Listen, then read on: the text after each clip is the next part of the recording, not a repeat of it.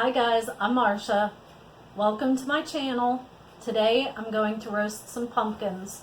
I'm going to do 2 pumpkins roasted plain, and I'm going to do 2 pumpkins with some spices. And I'm going to put them in the freezer in quart-sized bags. I'm going to measure out a cup of pumpkin for each bag, and that way we can use them for different recipes, whether we're baking with it or using it to cook with.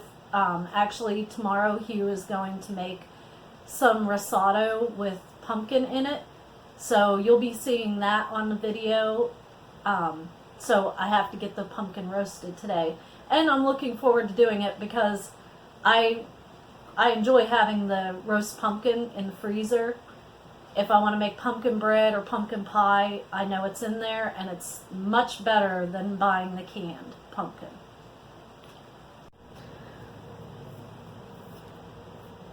I've got my pumpkins here. I have 4 of them that I'm going to roast.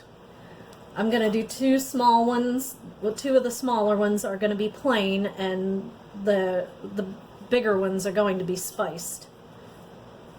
So I'm just going to use a heavy chef knife to cut the pumpkins because they are tough to cut into.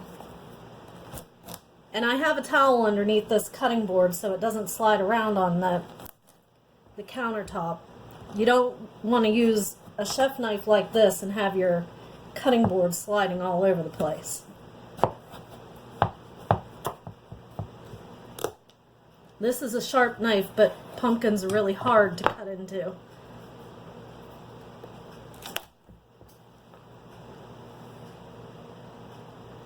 All of the seeds and the inside part of the pumpkin I'm going to put in a bowl and save for our ducks and chickens. They really like the seeds of the pumpkins. They like squash seeds, and it's a really nice treat for them. So whenever I do something like this, I always save the seeds for them. Some people like roast pumpkin seeds, but it's not really something that I like. And it's not going to waste if I feed it to the birds. I cut them into quarters whenever I'm roasting them. I have my oven preheating. I set the oven at 425 degrees.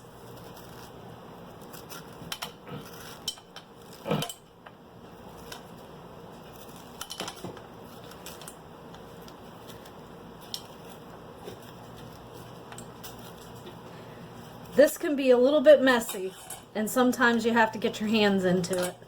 You can't always just use a spoon. The spoon does help a little bit, but it doesn't get everything. And I don't worry about getting all of the little fibers from the center of the pumpkin, because once it gets roasted down, you never even realize that it's in there.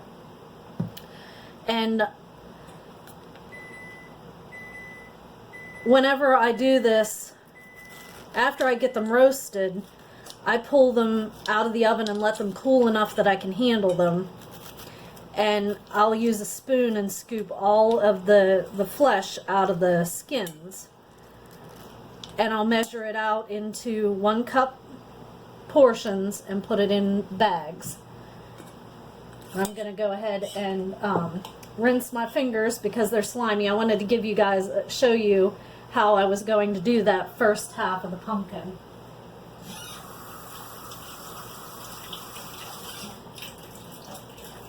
And I'm just going to dry my fingers with a paper towel. So I'm going to just go ahead and do that. I'm going to cut the pumpkins into quarters, take the seeds out of them, and then put them in a pan for roasting. The plain ones, I'm going to drizzle a little bit of olive oil on them for roasting in the oven. And then the spiced ones, I'm going to use a little bit of clove, a little bit of ground allspice, and some cinnamon. Normally I would put a little bit of nutmeg in it, but I am out of nutmeg and I forgot to get some at the grocery store. I like to use whole nutmeg whenever I can get it, but you can't find it at every store at a reasonable price. Some stores what am I doing? I'm going to cut all this other one first. Some stores, you can get the nutmeg at a more reasonable price than others. I find that the nutmeg that you buy in a bag in the ethnic section of the grocery store is better than the stuff that you get. Now this is a tough pumpkin. It's better than the stuff that you get in the little jars in the spice section of the grocery store. So if you are looking to get nutmeg, definitely check the ethnic section of your grocery store. Look at how tough this pumpkin is, and I'm using a heavy chef knife. This knife is no joke. It is a heavy duty knife, and Hugh just sharpened it for me, so it's not a dull knife. But these little pie pumpkins are tough. You can see me struggling, I'm sure. Oh Lord, now it's stuck in there. I'm going to turn the pumpkin around and hit it from the other direction. I think I should be able to make a little bit of, maybe make a little progress. I don't want to get my fingers. There we go. Look at that. It does not want to go. I think I need some more muscle.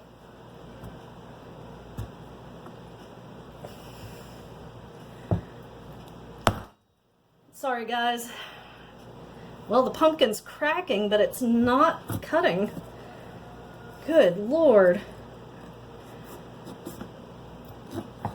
There we go. Maybe I can get it. Dang. I don't think I've ever had this much trouble cutting into a pumpkin. Figures I'd be videoing myself doing this and it would be tough to get into.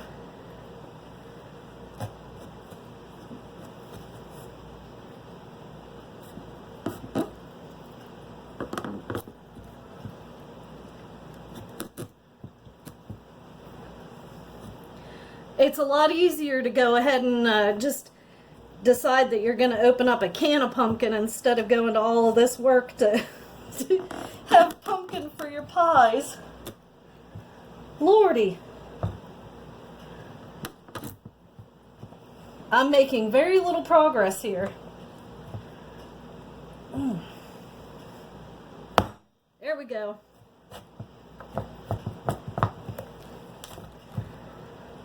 My goodness. Now this pumpkin has a little bad spot. I'm going to have to cut that off, but it should be fine. See if I can get through the rest of this pumpkin.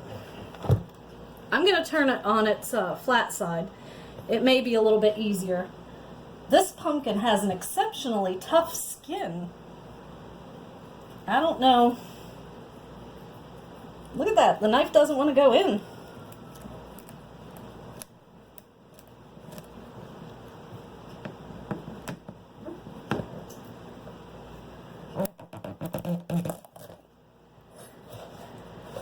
Woo! That is a workout, guys. Alright, well, I'm getting a little bit closer to getting this pumpkin done. The chickens and ducks are going to love these seeds. I'll probably give them to them tomorrow morning. It's starting to get a little bit later on in the evening, so they'll be thinking about going to bed. I'm going to go ahead and flip this side too and do it like I did the other side. The chickens go to bed fairly early, and I like to make sure that everybody has a chance to have a little bit of the extra special treats when we have them. I gave them a full 5-gallon bucket of vegetable scraps this morning that Hugh brought home from the restaurant, and they absolutely loved it. That's one of the benefits of having a chef for a husband. He can bring those kind of treats home for the animals. Okay, there we go. Now I'm just going to take the insides out of these, and then I'm going to put a little bit of olive oil on them. and put them in the oven. And I may put a timer on it, but I just go by a fork test to see if the flesh of the pumpkin is soft enough. So I'll just check it periodically. And while the first two are roasting, I'll start getting the other two ready. And I'll show you how I like to season them before I put them in the oven. Alright, I finally got these all cleaned out, and I'm going to put them on this sheet tray. Some people might call it a jelly roll pan, but it's a sheet pan. It's a heavy duty one. We go through the little light duty ones from the store too fast, so we had to invest in a heavier pan. I've got them all on this sheet pan, and I'm going to just drizzle a little bit of olive oil on them. And these are going to be the plain ones. Well, it might be more of a flood than a drizzle, but that's okay. Save $10 on your next $80 purchase. Here they are in the oven. I'm going to probably put 20 minutes on the timer, and I'll give them the fork test in about 20 minutes to see how we're progressing.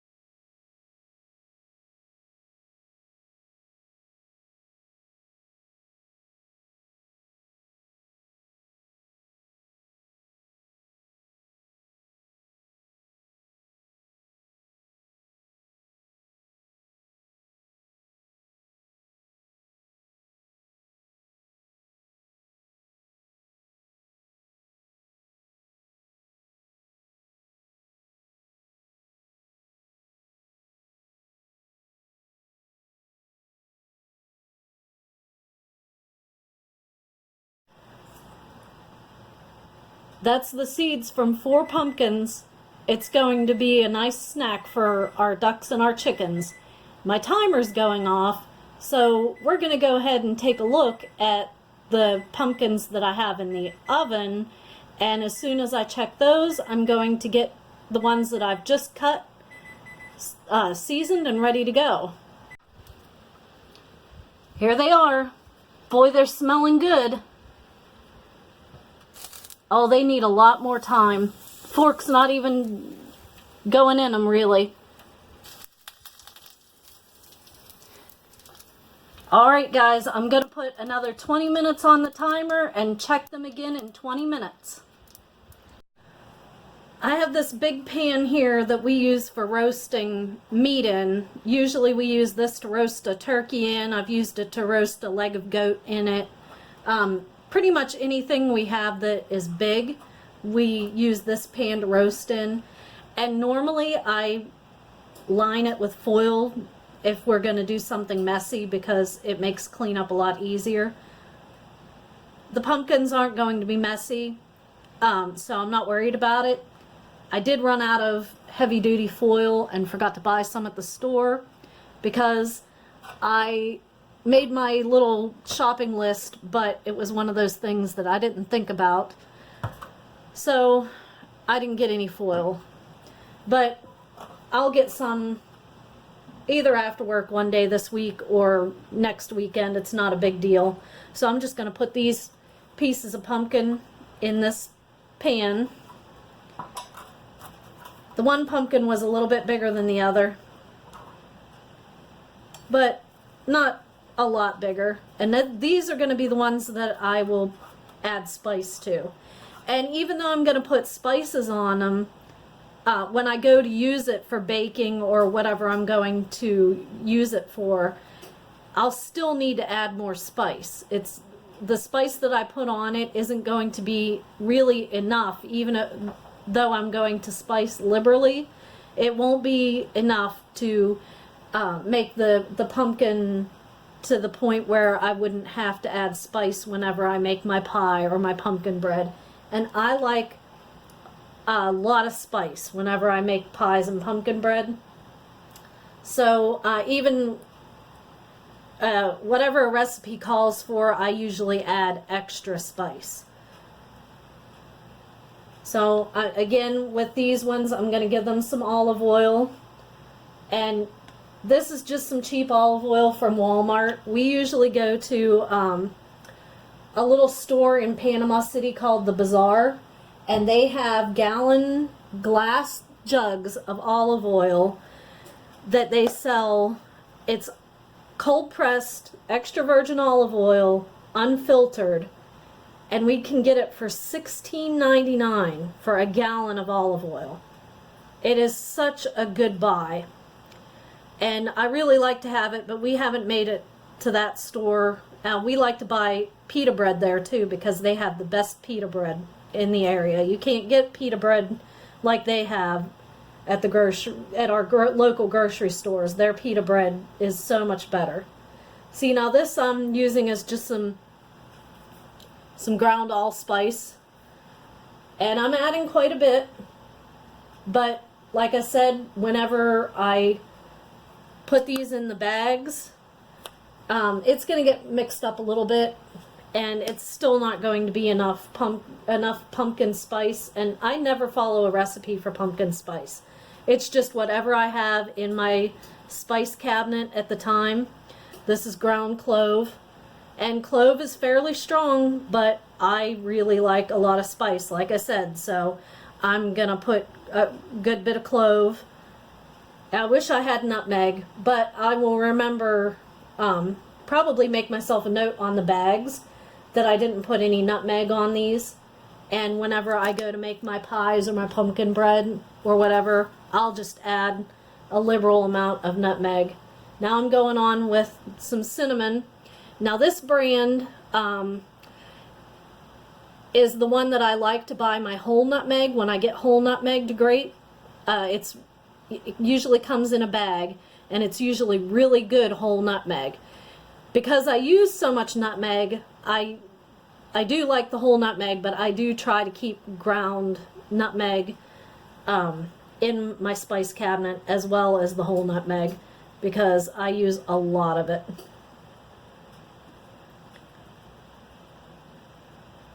And you can see these, I've dusted them pretty well with the spices.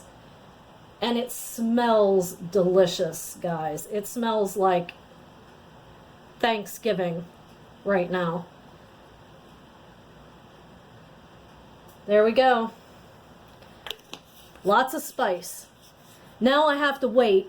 And it won't hurt this to sit here and wait because my other pumpkins that I put in the oven needed more time. I could put these in the oven on the bottom rack, and I might do that. I might put it on the bottom rack and add about 25 degrees to my oven. I might raise the temperature to 450 degrees, which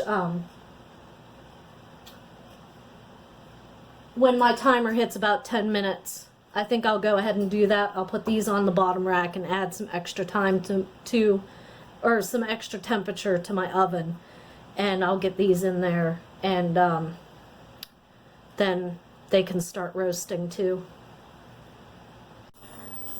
I put my spiced pumpkins on the bottom rack of the oven, and I raised the oven temperature up to 450 degrees. The plain ones are cooking nicely. They'll be ready to be checked here in just a few minutes. My timer's going off again, so it's been another 20 minutes, and I am going to check my pumpkin.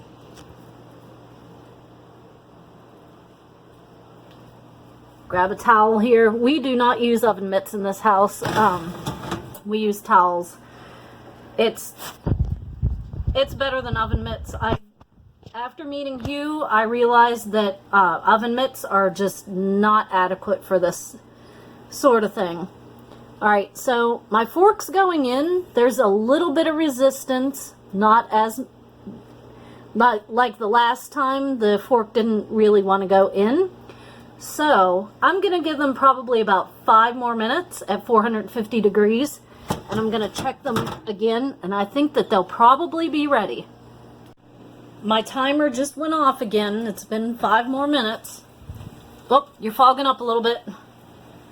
You're clearing up. Okay, so I'm going to go ahead and give these the fork test again, but I'm pretty sure that they're going to be ready to pull out of the oven.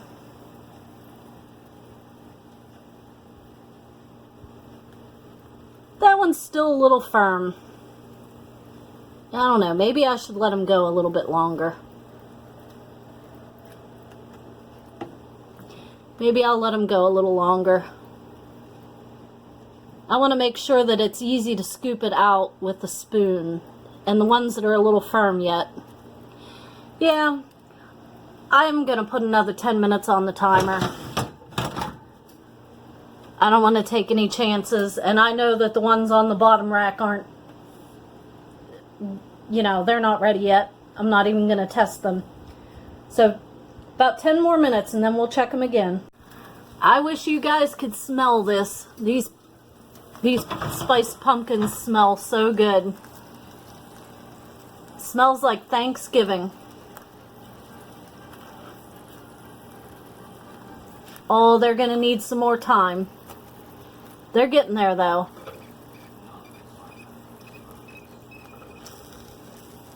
I'm going to put another probably about 20 minutes on it, and I think they'll be done in 20 minutes. Here's my spiced pumpkins. I ran out of time. It's 9 o'clock now. It took about an hour for these to roast in the oven, and so I'm just going to put them in Ziploc bags.